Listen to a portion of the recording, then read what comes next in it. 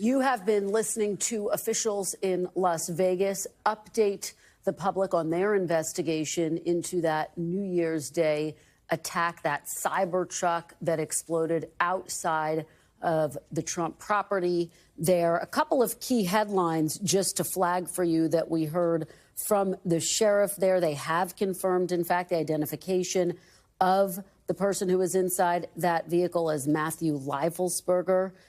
They are calling this, according to the FBI, a tragic case of suicide. They do not believe there were any other actors involved in this incident, and they do not believe that there is any further threat. They also, you just heard them say, do not, at this point in time, see any connection between the horrific attack that occurred in New Orleans on the same day, on New Year's Day. A couple of other key headlines.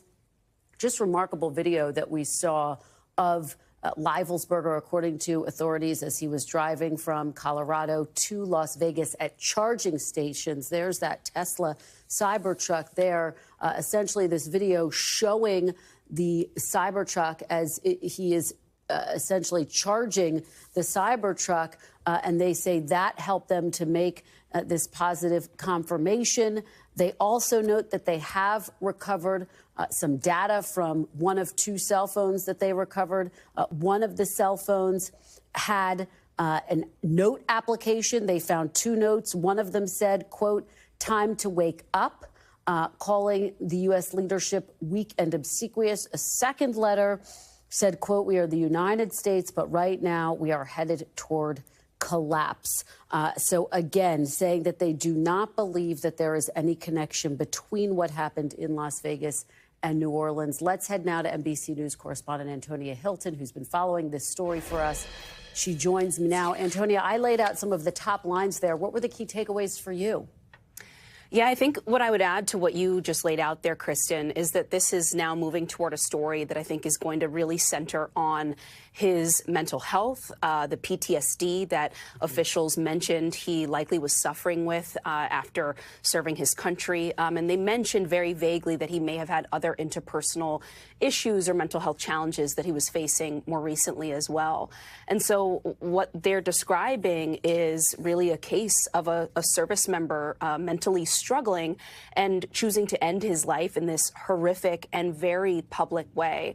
I was also struck, as you were, by the contents of what they're starting to find on his phone, on the technology that they recovered from the charred car. And it's important, I think, too, to note that they mentioned they still have terabytes worth of data to go through. So we're kind of at the beginning of the iceberg, I think, of his state of mind, his beliefs. Certainly, they mentioned, for example, that he didn't seem to have ill will toward President-elect Trump. And that was a major question that a lot of reporters, locals had, certainly, because of the symbolism, the visual of being in front of the Trump hotel there in the city, and then to do this in a Cybertruck, of course, associated with Tesla, with Elon Musk, someone who is in Trump's inner circle now. And so people were wondering, well, is this a political statement about the incoming administration?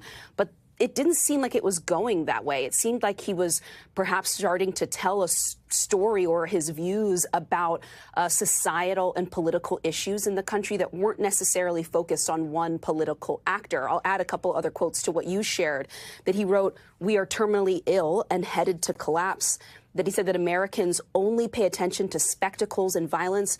And he mentioned, too, "I needed to cleanse my mind of the brothers I've lost." That's a reference, it seems, to people he served alongside with as a service member, and mentioned even lives that he took in service too. And so, again, this is just the beginning still. They cautioned so much more to go through, Kristen. Yeah, just extraordinary new details there coming to us from Las Vegas. Antonia Hilton, thank you so much for helping us break that down. Thanks for watching. Stay updated about breaking news and top stories on the NBC News app or follow us on social media.